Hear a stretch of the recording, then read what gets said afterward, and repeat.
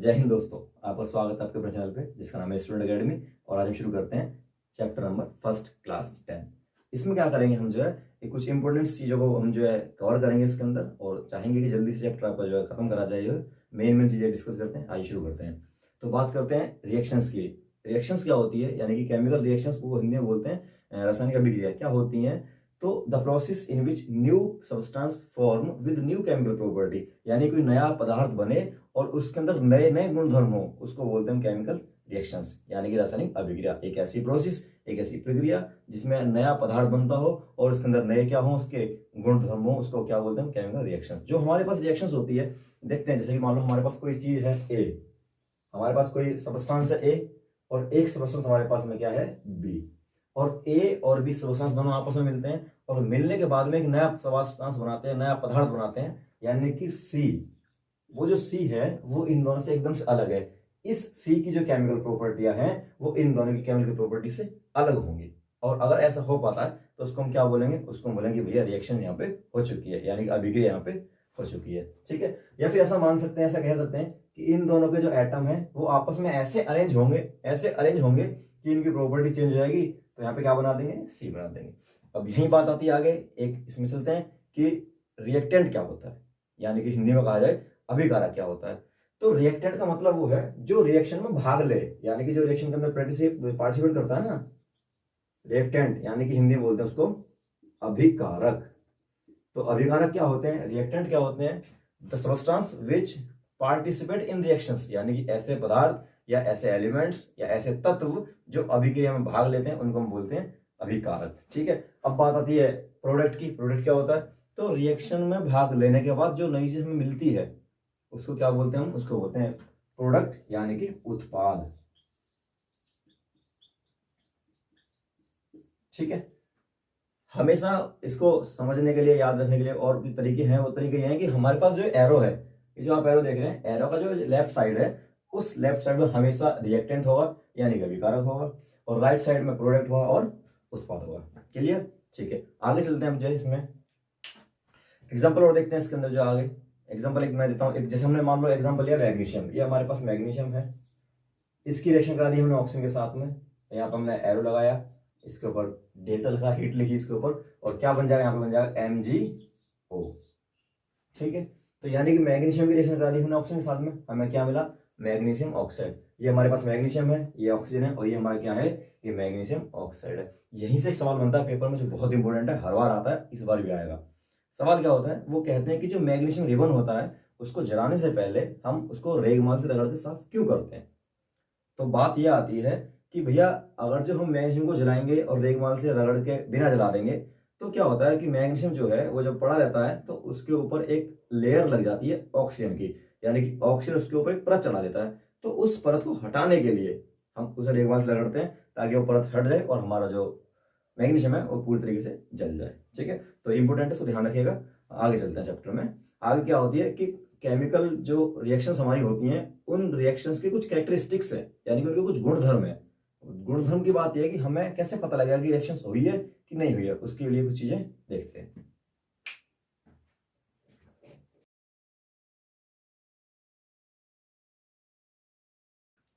पहले इसमें जो है जो इसकी कैरेक्टरिस्टिक्स हैं उसमें देखते हैं क्या है कैरेक्टरिस्टिक्स। जो जो पहली कैरेक्टरिस्टिक्स है इसकी, वो पहली स्टेट ये है कि अगर किसी रिएक्शंस के दौरान अगर जो वहां से गैस बाहर निकलती है, यानी कि इवोल्यूशन ऑफ गैस। ठीक है, पहली बात यह है क्या निकलेगी, वहां से गैस निकलेगी। कोई रिएक्शंस होगी और उसमें से गैस निकलती है तो इस बात का प्रूफ है कि वहां पे रिएक्शन हुई है। ठीक है, सेकंड की बात करी जाए, सेकंड उसके अंदर क्या होगा, स्टेट होगी उसकी। स्टेट का मतलब होता है अवस्था, मतलब उसमें चेंज आएगा। अगर कोई चीज हमारे पास सॉलिड है तो लिक्विड हो जाएगी, लिक्विड है सॉलिड हो सकती है, गैस है सॉलिड है, मतलब बहुत सारे एग्जांपल हम देखेंगे धीरे धीरे। अभी मैं बता देता हूँ आपको। तीसरी चीज क्या है, तीसरी चीज है हीट।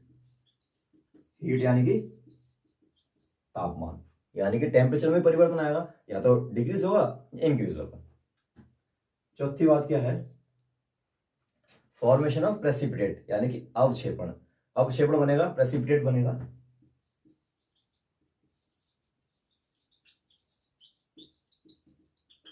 अवक्षेपण।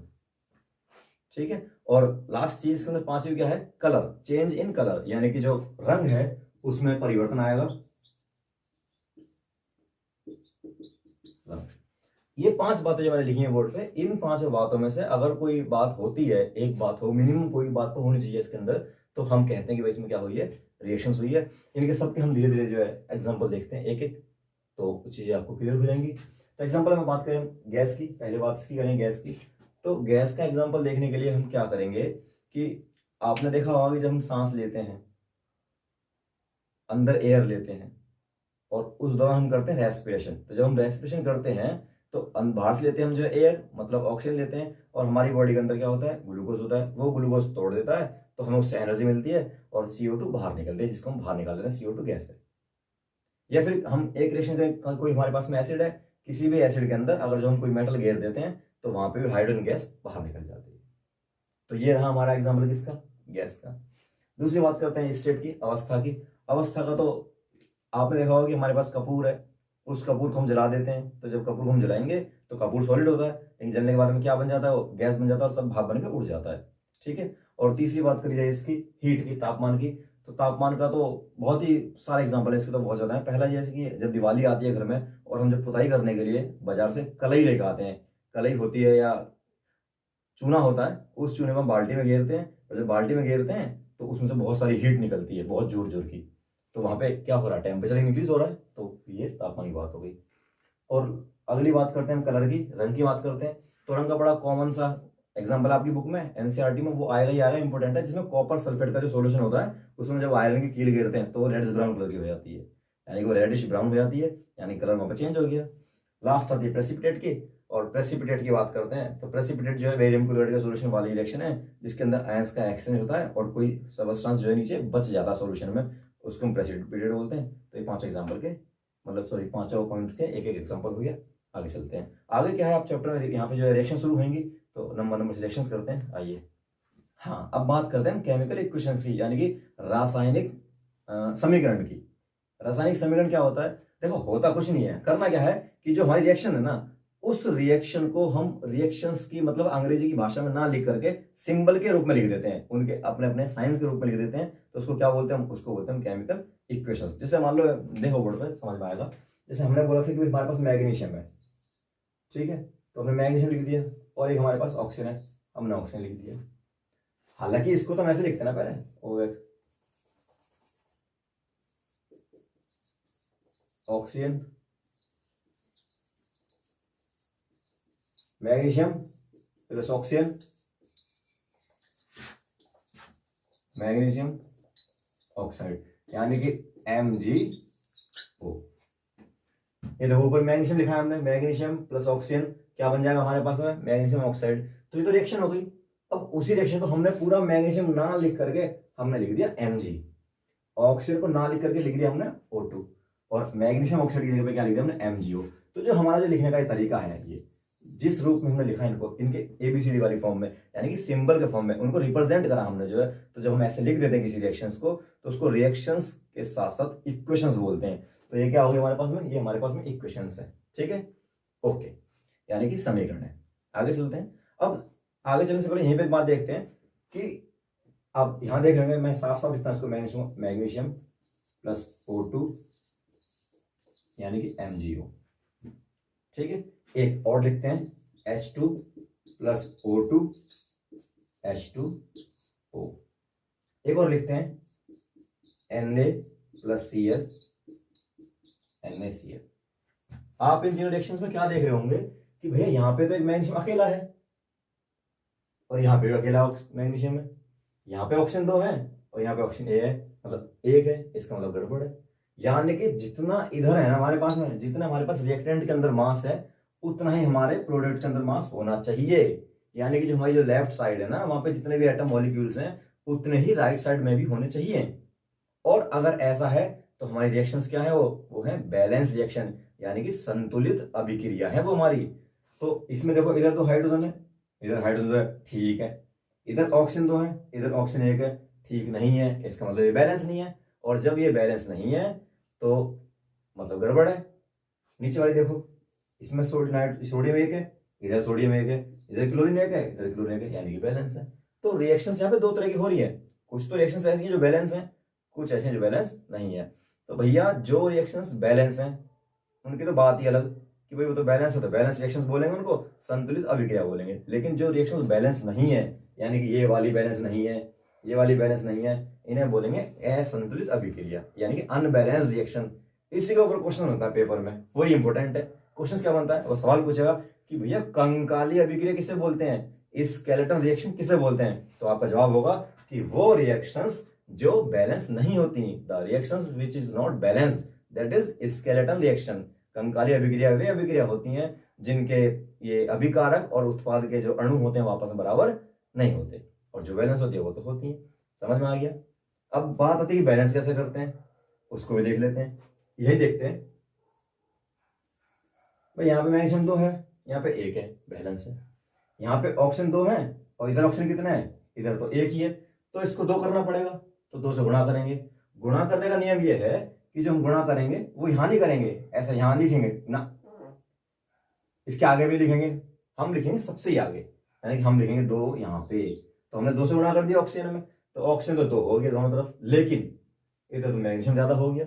अब मैग्नीशियम 2 हो गया, इधर 1 ही मैग्नीशियम है, तो इधर 2 से गुणा कर दो। अब 2 magnesium 2 magnesium 2 oxygen 2 oxygen, reaction हो जाएगी बैलेंस।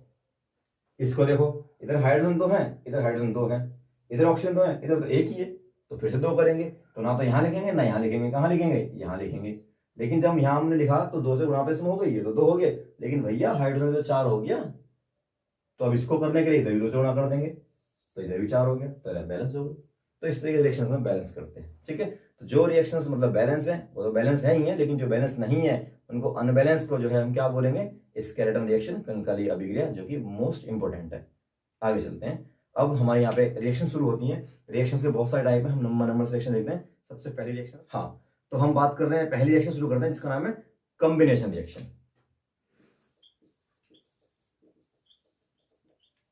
कॉम्बिनेशन रिएक्शन यानी कि संयोजन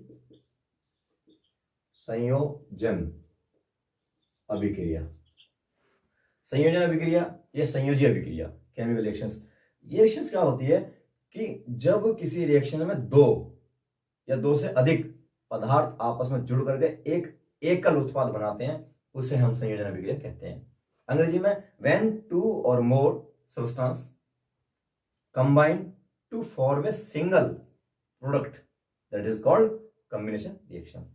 देखते हैं बोर्ड पे, देखो, एक हमारे पास मैग्नीशियम है, एक हमारे पास ऑक्सीजन है, इन दोनों ने मिलकर क्या बना दिया, MgO।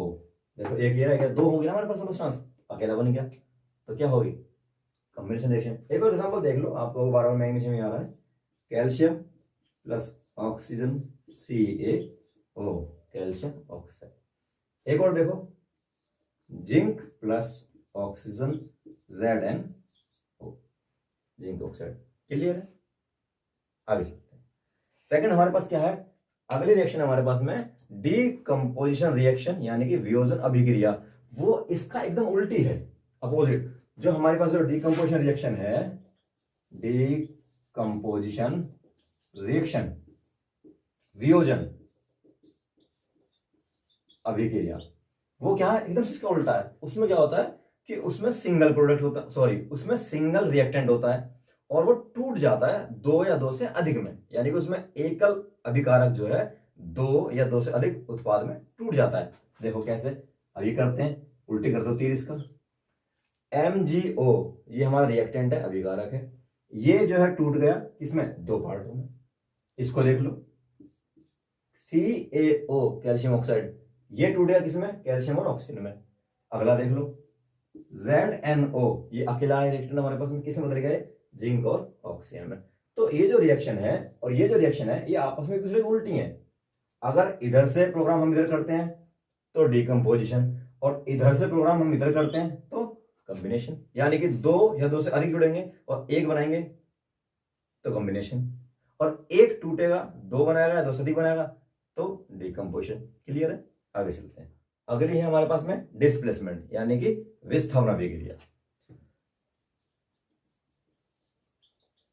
डिस्प्लेसमेंट रिएक्शन, विस्थापन अभिक्रिया। डिस्प्लेसमेंट रिएक्शन क्या होती है देखो, जो डिस्प्लेसमेंट को हिंदी में बोलते हैं विस्थापन, और नाम ही क्लियर है इसका, डिस्प्लेस, यानी कि जो उसका प्लेस है ना किसी चीज का, उसके प्लेस को वहां से हटा दो। अब भैया दो लड़के हैं बेंच पे, एक मोटा लड़का बैठा है, एक पतला सा बैठा है। तो मोटे से लड़के ने हल्का सा इधर को करा तो पतले वाला गिर पड़ा और उसकी जगह पे खुद बैठ गया आगे वो। इसका मतलब उस मोटे से लड़के ने पतले से लड़के को वहां से क्या कर दिया, डिस्प्लेस कर दिया। वही कहानी रिएक्शन में होती है। रिएक्शन में क्या होगी कि जो ज्यादा रिएक्टिव एलिमेंट है, जो एलिमेंट ज्यादा रिएक्टिव है, जो ज्यादा अभिक्रियाशील है, वो अपने से कम अभिक्रियाशील वाले को, कमजोर वाले को वहां से हटा देगा और उसकी जगह पे खुद बैठ जाएगा। और ऐसा होगा तो उसको क्या बोलेगा हम, डिस्प्लेसमेंट रिएक्शन। देखो एग्जांपल, जैसे हमारे पास में है ये, क्या एग्जांपल लिया जाए, एग्जांपल लेते हैं CuSO4 कॉपर सल्फेट। ठीक है, इस कॉपर सल्फेट में अगर जो हम आयरन की कील को घेरते हैं, लोहे की कील को घेरते हैं, तो भैया ये लोहा है ना, जो आयरन है, ये आएगा और कॉपर में मारेगा धक्का और यहां बैठ जाएगा, इसे भगा देगा बाहर। तो क्या बन जाएगा, FeSO4, और बाहर क्या निकल गया, कॉपर। तो ये कौन सी रिएक्शन हो गई, ये हो गई डिस्प्लेसमेंट रिएक्शन। क्लियर, समझ में आ गई। वेरी वेरी इंपॉर्टेंट रिएक्शन है ये, पेपर में बच्चों आएगी जरूर। चाहे वो ऐसे पूछे, चाहे वो ऐसे पूछेगा कि कॉपर सल्फेट के सॉल्यूशन में, कॉपर सल्फेट के एक हमारे पास जार है, इस जार में एक लिक्विड भरा हुआ है, वो बोलेगा कॉपर सल्फेट के सॉल्यूशन में एक हम जो है इसके अंदर लोहे की कील को डालते हैं, तो इसका क्या कलर होगा। तो भैया ये हो जाएगी कैसी, FeSO4, इसका कलर हो जाएगा क्या, रेडिश ब्राउन, भूरा कलर हो जाएगा। और यू कॉपर सल्फेट कैसा होता है, यू होवे नीला। बात समझ में आ गई। हाँ, तो जो ज्यादा रिएक्टिव है वो भैया अपने से कमजोर आदमी को हटा देगा। और भैया ऐसे ही होता है, कमजोर की कोई ना सुनता, गाड़ी वाला टक्कर मारा साइकिल वाले में और साइकिल वाला पैदल वाले में। ठीक है, हाँ, तो अब आगे चलते हैं। अगला हमारे पास में डबल डिस्प्लेसमेंट रिएक्शन।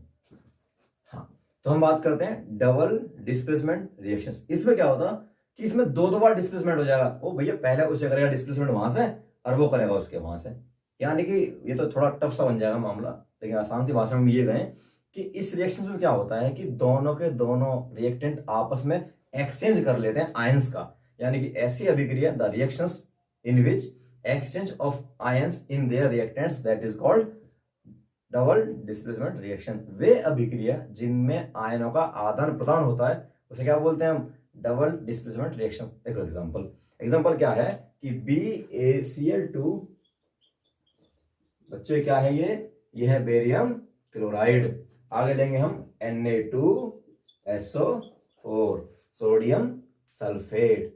अब इन दोनों को क्या होगा कि ये भैया कर देगा इसको डिस्प्लेस और ये कर देगा इसको डिस्प्लेस, यानी कि आयंस का एक्सचेंज कर लेंगे तो हो जाएगा BaSO4 प्लस NaCl। क्लियर हो गया, ये हो गई हमारी डबल डिस्प्लेसमेंट रिएक्शंस।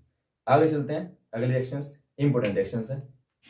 अगली रिएक्शंस हिंदी में बोलते हैं इसको उपचयन अभिक्रिया और अंग्रेजी में बोलते हैं इसको ऑक्सीडेशन। ऑक्सीडेशन, उपचयन।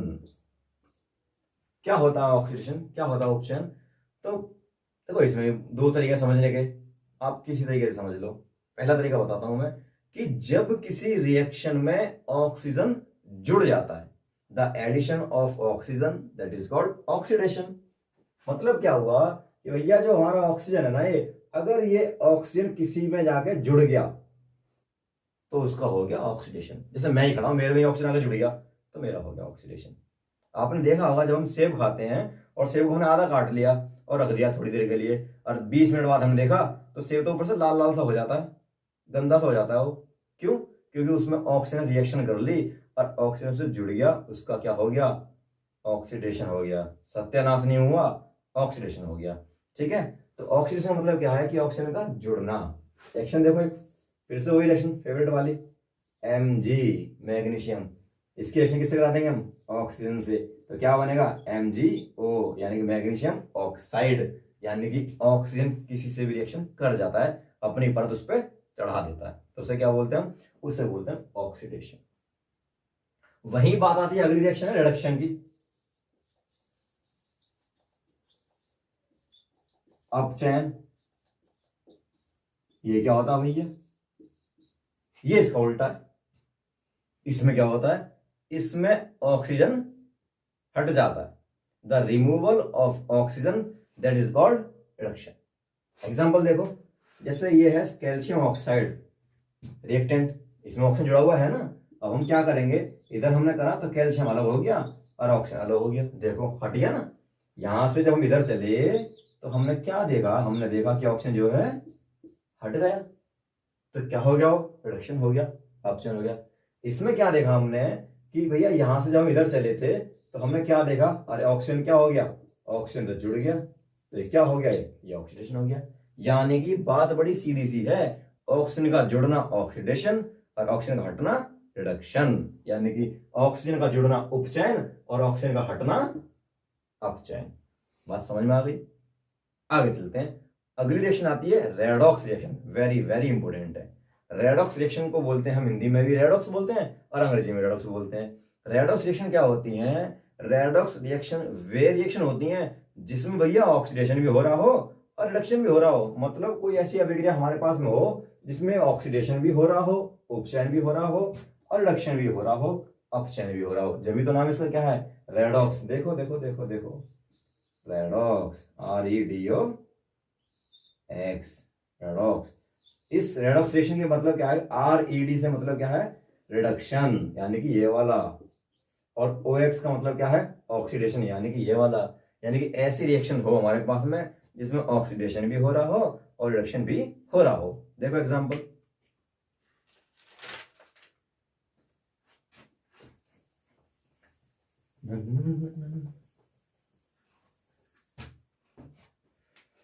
देखो जी example, CuO plus H2 hydrogen, copper oxide और हाइड्रोजन। अब क्या होगा भैया, होगा ये कि इसमें से तो ऑक्सीजन जुड़ा हुआ है पहले से ही, तो ऑक्सीजन हटेगा तो क्या हो जाएगा, रिडक्शन। यहां पे क्या होगा, Cu प्लस H2O। देखो यहां से हम इधर चलते हैं तो हमने क्या देखा कि कॉपर के साथ में ऑक्सीजन जुड़ा हुआ था इधर, लेकिन यहाँ तो कॉपर अकेला बचा बेचारा, ऑक्सीजन तो भाग गया, यानी कि हट गया ना।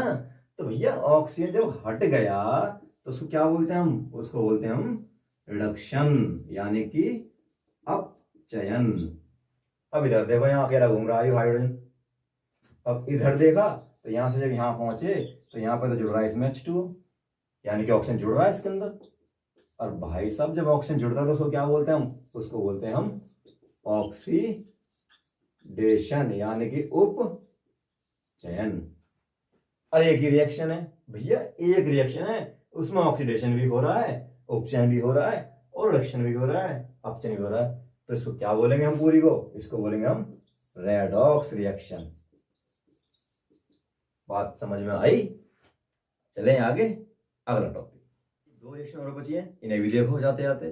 हाँ, अगली रिएक्शन है एक्सोथर्मिक रिएक्शन। एक्सोथर्मिक का मतलब होता है ऊष्मा क्षेपी, EXOTHERMIC, एक्सोथर्मिक रिएक्शन, ऊष्मा क्षेपी। ऊष्मा क्षेपी यानी कि एक्सोथर्मिक, एक्सो का मतलब होता है बाहर निकलना और थर्मिक का मतलब होता है हीट, यानी कि ऐसे रिएक्शन जिस रिएक्शन में हीट बाहर निकले, the reaction release the heat, ठीक है, the reaction in which releasing the heat, that is called exothermic. वे अभिक्रिया जिसमें अभिक्रिया के दौरान एनर्जी, ऊष्मा, हीट बाहर निकलती है, उसे क्या बोलते हैं हम, एक्सोथर्मिक रिएक्शन बोलते हैं। एग्जांपल देखो, C6H12O6, ये क्या है, यह है ग्लूकोज यानी कि फूड। इसकी रिएक्शन करा दी हमने किससे, ऑक्सीजन से, तो क्या हो जाएगा, ये इसको बर्न कर देगा तो हमें क्या मिल जाएगा यहाँ पे, हमें मिल जाएगा यहाँ पे, बोलो, हीट। ठीक है, अगली रिएक्शन हमारी एंडोथर्मिक, एंडोथर्मिक रिएक्शन, ऊष्मा शोषी। अगली रिएक्शन ऊष्मा शोषी, उसमें क्या होता है, उसमें ऊष्मा चाहिए होती है, उसमें ऊष्मा चाहिए होती है, उसमें हीट चाहिए होती है। एग्जांपल देखो, CO2 H2O, यहाँ पे आएगी कौन, यहाँ पे आएगी सनलाइट, यानी कि हीट आएगी, ऊष्मा आएगी, क्या बन जाएगा C6H12O6 और प्लस O2। ठीक है, तो इसको हीट चाहिए थी, इस वाले रिएक्शन को हीट चाहिए थी, तो हो गई है एंडोथर्मिक ऊष्माशोषी। इसमें से हीट हुई है बाहर निकल रही है, तो क्या हो गई ऊष्माक्षेपी एक्सोथर्मिक। क्लियर चीजें हैं। ओके, आगे चलते हैं। रिएक्शन तो खत्म ही हो गई इसमें जो है, आगे इसमें दो बड़े छोटे टॉपिक है, वेरी इंपॉर्टेंट है। टॉपिक है अगला कोरोजन, CORROSION। कोरोजन का मतलब होता है हिंदी में संक्षारण। कोरोजन क्या होता है? कोरोजन, कोरोजन का मतलब है भैया कि अगर कोई धातु खराब होनी शुरू हो जाए, when the eating up of a metal due to moisture, humidity and oxygen, यानी कि जब कोई धातु नमी के संपर्क में आने के बाद में, आर्द्रता में जाने के बाद में अगर वो खराब होनी शुरू हो जाती है, तो उसको क्या बोलते हैं? हम उसको बोलते हैं कोरोजन। जैसे आपने देखा होगा कि भैया लोहे का हमारा गेट है, नया नया गेट है, उसे धर दो साइड में, 1-2 महीने के बाद में, बरसात के बाद में जंग हो जाता है खराब। लोहा है, तांबा है, कॉपर है, सोना है, चांदी है, सभी जितनी भी धातुएं हैं वो कुछ समय के बाद में पुरानी सी लगने लगती हैं, भद्दी सी लगती हैं। क्यों? क्योंकि उनका क्या हो जाता है? कोरोजन हो जाता है, उनका हो जाता है संक्षारण। ठीक है, लेकिन लोहा एक अकेली ऐसी धातु है जो संक्षारण होती है ना जब, तो उस दिन उसको ये नहीं बोलते कि भाई तेरा संक्षारण हो गया है या कोरोजन हो गया है, उसको हम बोलते हैं कि तेरे लग गई है जंग, मतलब रस्टिंग कहते हैं उसको। जब हमारा लोहा है, आयरन जब हमारे पास में होता है, आयरन जब खराब होना शुरू होता है, तो उसको कोरोजन ना बोल करके क्या बोलते हैं? रस्टिंग, जंग लगना। वैसा कोरोजन बोलोगे तो ठीक है, लेकिन बाकी सभी जो धातुएं हैं, सभी मेटल्स जो हमारे पास में हैं, वे जब कोरोजन होते हैं, खराब होते हैं, तो उसको क्या बोलते हैं कि भाई तुम्हारा क्या हो गया? कोरोजन हो गया। अब बात आती है कोरोजन को बचाएं कैसे, कोरोजन होने से। तो कोरोजन को बचाने से मतलब बचाने के तरीके हैं कि पहला तरीका तो यह है कि उस पर कर दो पेंट। तो जब हम किसी भी धातु पर पेंट अप्लाई करते हैं तो उसका कोरोजन नहीं होता। जब भी तो दिवाली पे पेंट करते हैं, सजावट के लिए करते ही करते हैं, चीजों को बचाने के लिए भी करते हैं। और दूसरी बात है उस पर कर दो ग्रीसिंग, उस पर ग्रीस लगा दो मेटल्स पे। तीसरी बात है उस पर कर दो ऑयलिंग। और लास्ट और इंपॉर्टेंट बात क्या है कि उसके ऊपर एक लेयर चढ़ा दो। किसकी? जिंक की। जिंक की उसके ऊपर एक परत चढ़ा दो। जिंक भी धातु है पर वो रिएक्शन बहुत कम करती है, लीस्ट रिएक्टिव मेटल है वो। तो जिंक की जब हम लेयर चढ़ा देंगे किसी धातु पे, तो धातु खराब नहीं होंगी। तो जब जिंक की परत किसी धातु पर चढ़ाई जाती है, उसको बोलते हैं हम गैल्वेनाइजेशन, यानी गैल्वेनीकरण बोलते हैं। वेरी वेरी इंपॉर्टेंट है गैल्वेनीकरण, जरूर पढ़ना है इसको। ठीक है, क्या होता है गैल्वेनीकरण? कि जब किसी धातु पर हम जिंक के लेयर को चढ़ा देते हैं, तो उसको बोलते हैं गैल्वेनाइजेशन, गैल्वेनीकरण। क्लियर है? आगे चलते हैं। आगे है अगला टॉपिक सुना, रेंसिडिटी। अगला टॉपिक है रेंसिडिटी। रेंसिडिटी हिंदी बोलते हैं वक्रत गंधिता या विकृत गंधिता, जो भी आप कहें। रेंसिडिटी का मतलब है विकृत गंधिता या वक्रत गंधिता। रेंसिडिटी, विकृत गंधिता, इसका मतलब क्या होता है कि जब हमारे पास कोई फूड का आइटम होता है, खाने पीने की जो चीज होती है ना भैया, फूड, और वो भाई रिएक्शन कर जाता है किससे? सेम कहानी है, ऑक्सीजन से। जब फूड ऑक्सीजन से रिएक्शन करता है, उसका हो जाता है ऑक्सीडेशन और वो हो जाता है खराब। खराब से मतलब मेरा ये है कि इसका जो स्वाद है, उस स्वाद में गड़बड़ हो जाती है, उसमें से जो स्मेल है बुरी आने लगे, बदबू आने लगे वो, तो उसको क्या कहते हैं? उसको बोलते हैं रेंसिड। जब खाना जो है खराब हो जाता है, आप देखते ना हो गर्मियों में कि खाना हमने बनाया और सुबह खाना बनाया, सोचा शाम को खाएंगे, और थाली जैसी लेके बैठे और बदबू आई दाल में से। क्यों? क्योंकि वो बोलते हैं घुस गई, घुस नहीं गई, वो खराब हो गई, क्या हो गई? वो रेंसिड हो गई। तो रेंसिड का क्या मतलब होता है कि जब खाने पीने की चीजें खराब हो जाए, और मेनली जो ऑयली चीजें होती है वो, जब ऑयली फूड जो हमारा है वो खराब होना शुरू हो जाता है। खराब से मतलब है स्मेल का और टेस्ट का। जब बैड टेस्ट आता है, बैड स्मेल आती है, उसको क्या बोलते हैं कि होगा ऐसा क्या? रेंसिड। क्लियर है? आपने यहाँ पे एक सवाल सुना होगा कि चिप्स के पैकेट में नाइट्रोजन गैस क्यों भरते हैं? क्यों भरते हैं? क्योंकि चिप्स होते हैं ऑयली और वो हो जाएंगे खराब। तो खराब ना हो तो उसमें भर देते कौन सी गैस? नाइट्रोजन गैस, ताकि नाइट्रोजन गैस किसी ऑक्सीजन को रिएक्शन ना करने दे। ये देखो, ये चिप्स का पैकेट है,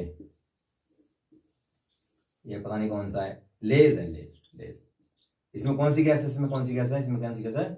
इसमें गैस है नाइट्रोजन। क्यों? क्योंकि चिप्स खराब ना हो, उनका ऑक्सीडेशन ना हो, वो क्या ना हो? रेंसिड ना हो। ठीक है, अब रेंसिडिटी बचाने का क्या तरीका है?